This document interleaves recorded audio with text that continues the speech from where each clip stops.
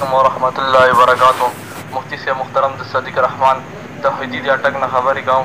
مفتی سے مودنه دا تپوس کولو سترګو تورول روژې کې نثار وړول خوشبو لګول سره روژه ماتېږي که نه؟ والسلام.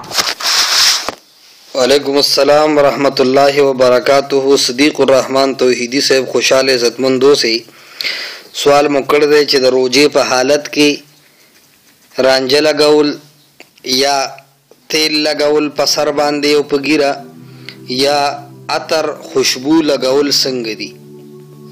ګوره د روژې په حالت کې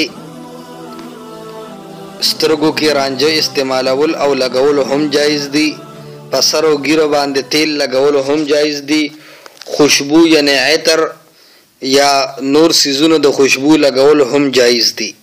دې سره په روژه کې څه نقصان نه راځي.